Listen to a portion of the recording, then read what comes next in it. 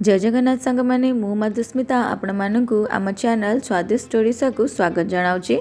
आज आम बनवा देसी स्टाइल देसी कुकड़ा मांस तरकारी।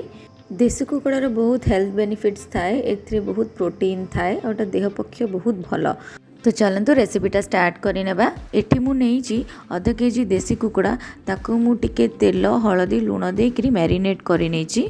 आ मसला पे नेइची हलदी लंका गुंड चिकन मसाला गोटा जीरा गोलमर्च अलैच डालचीनी आ गोटे तेजपत्र 3 ରୁ 4 चामच अदा रसुण पेस्ट सोरिष तेल 3टा कटा पियाज गोटे कटा आलू कटा कंचा लंका गोटे टमाटो आ गार्निश करिया पे धनिया पत्र। प्रथमे गोटे पैन रे 3 चामच सोरिष तेल नहीं जिबा, सेथिरे आमे गोटा मसलाडा पकई भलसे फ्राए करि नेबा। एबे सेथिरे काटिथिबा पियाज और लंका को पकई आमे 5 मिनिट हेबा लागि देबा। पियाज रे आमे टिक्के लुण देई ताकू मीडियम फ्लेम रे कुक करिबा। देखंतु आम पियाजटा एठी हेई आसिलानी। एबे सेथिरे आमे 3 चामच अदा रसुण पेस्ट पकेबा आ ताकू 5 मिनिट हेबा लागि देबा।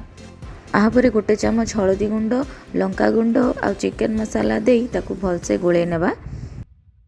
देखंतु आमर मसलाटा टिके तेल छाड़िलानी, सेथिरे एबे काजू आउ टमाटर पेस्टा पकई भलसे गोळे नेबा आ स्वाद अनुसार लुण पकई ताकू 5 मिनिट कुक करबा। एबे हम मसलाटा हे गलानी। एबे आमे एथिरे चिकनटा ऐड करि देबा।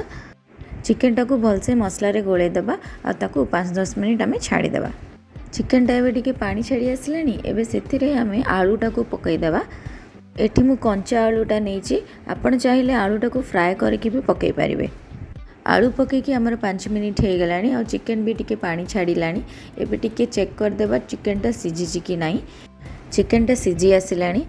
चिकन रो पानीटा सुखिबा पे आमे वेट करिबा। चिकन रो पानीटा सुखी आसिलानी।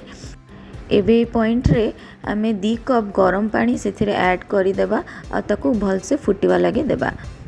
एबे आम चिकनटा भलसे हो गलानी। सेथिरे आमे टिके धनिया पत्र लास्ट रे देई देबा आ घरे बनिथिबा गरम मसलाटा लास्ट रे पकई ताकू ढांकी बंद कर देबा। आपण कलर ही जानि परथिबे कि चिकनटा केते सुंदर आ टेस्टी बनी। एबे चिकनटा को गोटे गिन्ना रे आमे सर्व करि नेबा। आपण को रोटी और भात सहित एंजॉय कर परिबे। ए रेसिपीटा आपण निजे निजे घरे बनांतु और मते कमेंट सेक्शन रे जणांतु और चैनल को सब्सक्राइब करि नियंतु। रहुची समस्ते भल रुहंतु स्वस्थ रुहंतु। जय जगन्नाथ।